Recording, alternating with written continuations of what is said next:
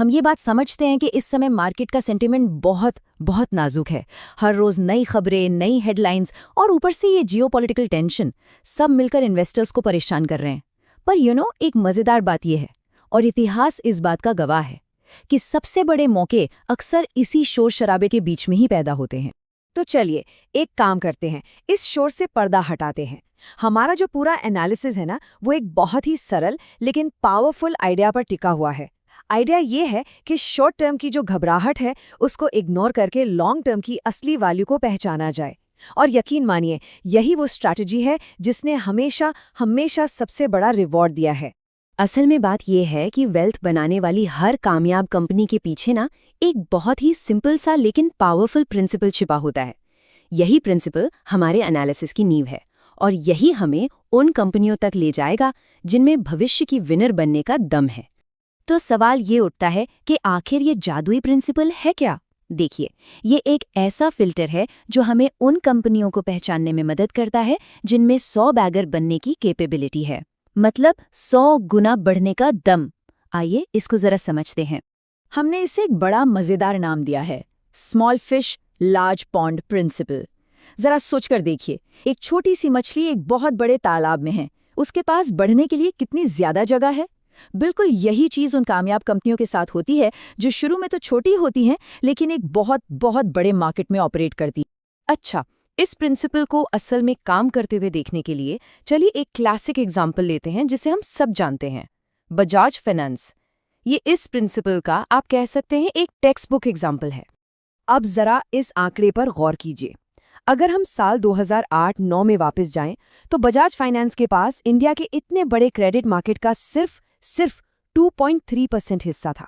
सोचिए, वो सच में एक बड़े तालाब में एक छोटी सी मछली थी, जिसके सामने बढ़ने के लिए एक पूरा समंदर था। और उन्होंने उस मौके का पूरा पूरा फायदा उठाया। ये जो आप देख रहे हैं, ये है कंपाउंडिंग का जादू।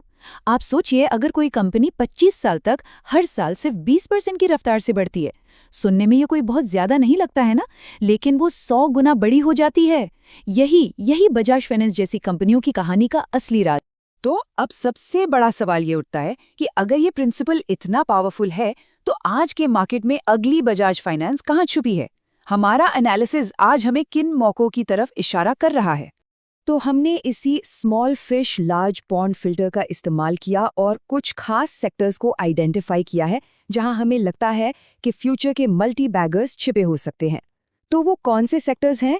तो ये हैं वो 5 सेक्टर्स जहां हमारी नजर है। पहला, नॉन लेंडिंग फाइनेंशियल्स, मतलब स्टॉक एक्सचेंज और एसेट मैनेजमेंट कंपनियां या एएमसीज। दूसरा है डिस्क्रिशनरी कंजम्पशन। तीसरा, स्पेशलिटी केमिकल्स। चौथा, ऑटो एंसिलरी और प्रिसिजन इंजीनियरिंग। और पांचवा, मिड टियर आईटी सर्विसेज। इन सभी में हमें लगता है ग्रोथ की जबरदस्त संभावनाएं हैं। और इन सेक्टर्स के अंदर भी हम एक खास स्वीट स्पॉट पर फोकस कर रहे हैं। ये वो कंपनियां हैं जिनका मार्केट कैप 5,000 करोड़ से लेकर 25,000 करोड़ रुपए के बीच में है। और दिलचस्प बात पता है क्या है? इस साइज की कंपनियों पर बड़े एनालिस्ट का ध्यान ज्यादा नहीं जाता, और बस यहीं पर हमें छिपे हुए हीरे मिल सकते हैं। अच्छा, अब एक ऐसे टॉपिक पर आते हैं जिस पर मार्केट में आजकल बहुत डिबेट चल रही है, प्राइवेट कैपेक्स। ज्यादातर लोग ये मानते हैं कि ये धीमा पड़ा हुआ है, लेकिन हमारे जो आंकड़े हैं वो एक बिल्कुल अलग और सच कहूं तो एक चौंकाने वाली कहानी बता रहे हैं। तो जो कॉमन बिलीफ है वो ये है कि प्राइवेट कैपिटल एक्सपेंडिचर यानी कैपेक्स रुका हुआ है, लेकिन हमारा डेटा ये दिखाता है कि पिछले 12 महीनों में प्राइवेट सेक्टर का कैपेक्स 11.5 लाख करोड़ रुपए रहा है। मतलब आप सोचिए, जो सब सोच रहे हैं और जो असलियत है उसमें कितना बड़ा गैप है। और बात यहीं खत्म नहीं होती। ये जो आंकड़ा है ना, ये कुछ साल पहले के 5 से 6 लाख करोड़ रुपए के लेवल से लगभग डबल है। इसका सीधा सा मतलब है कि एक साइलेंट कैपेक्स बूम तो पहले ही शुरू हो चुका है, भले ही ज्यादातर लोगों का ध्यान इस पर गया ही नहीं। तो जब हम इन दोनों चीजों को एक साथ जोड़कर देखते हैं, एक तरफ स्मॉल फिश लार्ज पॉन्ड वाले मौके और दूसरी तरफ ये साइलेंट कैपेक्स बूम, तो हम इंडिया को लेकर एक कॉन्ट्रेरियन व्यू पर पहुंचते हैं। मतलब भीड़ से अलग एक बहुत ही पॉजिटिव आउटलुक। देखिए, हमारी एनालिसिस के हिसाब से मार्केट को समझने के लिए 3 पिलर्स को देखना बहुत जरूरी होता है। पहला, फंडामेंटल्स यानी कि कंपनियों की अर्निंग्स। दूसरा, फ्लोज यानी मार्केट में जो पैसा आ रहा है या जा रहा है। और तीसरा, सेंटिमेंट, यानी इन्वेस्टर्स का मूड कैसा है। और साल 2026 के लिए हमारी जो कॉन्ट्रेरियन थीसिस है वो इन्हीं 3 पिलर्स पर टिकी है।